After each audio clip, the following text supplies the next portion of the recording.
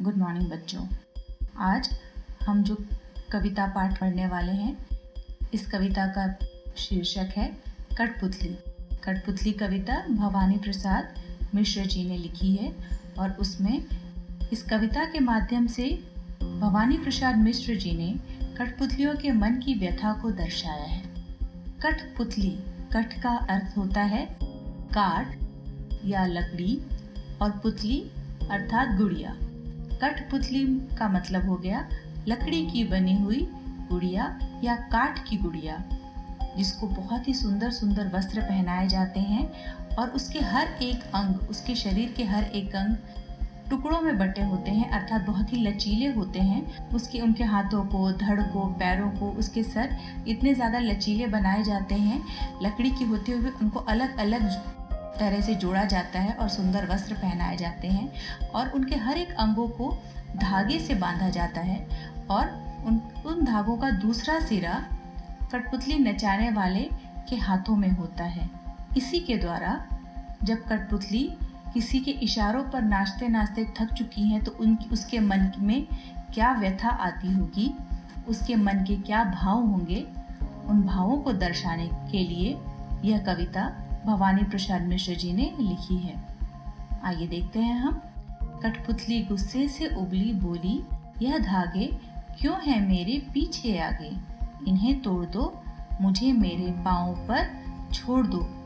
कठपुतली दूसरों के हाथों में बंधकर नाचने से परेशान हो गई है और अब वो सारे धागे तोड़कर स्वतंत्र होना चाहती है। वो गुस्से में कह उठती है कि मेरे आगे पीछे बंधे ये सभी धागे तोड़ दो और अब मुझे मेरे पैरों पर छोड़ दो।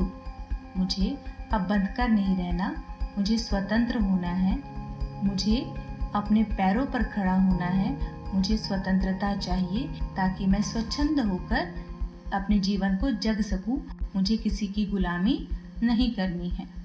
सुनकर बोली और कठपुतलियाँ कि हाँ, बहुत दिन हुए हमें अपने मन के छंद छुए। भवानी प्रसाद मिश्र जी ने कठपुतली कविता की इन पंक्तियों में अन्य सभी कठपुतलियों के मन के भाव भी दर्शाए हैं। पहली कठपुतली के मुंह से स्वतंत्र होने की बात सुनकर अन्य कठपुतलियां भी उससे कहती हैं कि हाँ, हमें भी स्वतंत्र होना है, हमें भी अपने पैरों पर चलना है। काफी दिनों से हम यहाँ इन धागों के बंधन में बंधी हुई हैं, हमें इन धागों के बंधन से आज़ादी चाहिए, हमें अब और इन धागों के बंधन में नहीं रहना है। मगर पहली कठपुतली सोचने लगी, यह कैसी इच्छा मेरे मन में जगी। कठपुतली कविता की अंतिम पंक्तियों में भवानी प्रसाद मिश्र जी ने पहली कठपुतली के मन के असमंजस के भावों को दिखाया है, अर्थात वो एकदम से कंफ्यूज हो गई कि जब बाकी सभी कठपुतलियां पहली कठपुतली की स्वतंत्र होने की बात का समर्थन करती हैं, तो पहली कठपुतली सोच में पड़ जाती है कि क्या वो सही कर रही है, क्या वो इन सबकी स्वतंत्रता की जिम्मेदारी अपने ऊपर ले पाएगी, क्या अगर उसके साथ साथ वो सब स्वतंत्र हो जाते हैं तो सबकी जिम्मेदारी वो उठा सकती है। यह उसकी कैसी इच्छा है, क्या उसकी इच्छा सही है, उसकी इच्छा जायज है, कहीं कोई गलती तो नहीं कर रही वो। अंतिम पंक्तियों में आते आते पहली कठपुतली पूरी तरह से असमंजस में पड़ जाती है, कंफ्यूजन में आ जाती है कि उसने आज़ादी की जो बात कही है वो सही तो है, कहीं उसने गलत तो नहीं कह दिया। आज़ादी की अपनी बात को, स्वतंत्रता के अपने विचारों को व्यक्त करके उसने कोई गलती तो नहीं कर दी। उसके इन्हीं मनोभावों को यहाँ पर प्रदर्शित किया गया है।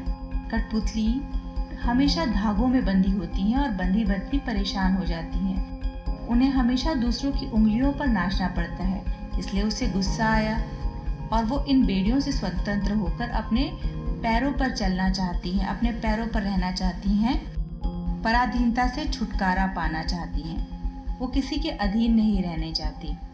परंतु कठपुतलियाँ एक निर्जीव हैं और अपने पैरों पर खड़े होने की इच्छा होने के बावजूद भी उनमें अपने पैरों पर खड़े होने की शक्ति नहीं है।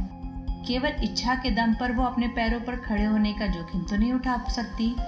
वो डर जाती है कहीं इससे दूसरी कठपुतलियों को भी परेशानी ना हो जाए।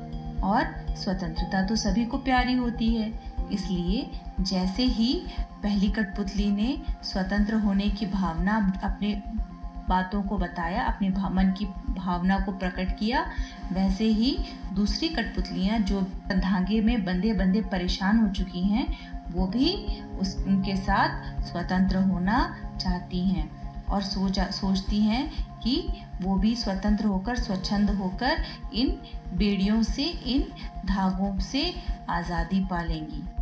उनके ऐसे इच्छा व्यक्त करने पर पहली कठपुतली बहुत ही सोच में पड़ जाती है कि उसने स्वतंत्रता की बात तो कह दी, पर क्या उसने ये बात सही कही है?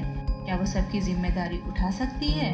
और वो कंफ्यूज हो जाती है, वो बहुत ही असमंजस में पड़ जाती है। इन्हीं सब भावों को इस कविता के माध्यम से भवानी प्रसाद मिश्र जी ने व्यक्त किया है। धन्यवाद बच्चों। आशा है आप बहुत अच्छे से इस कविता को समझ गए होंगे।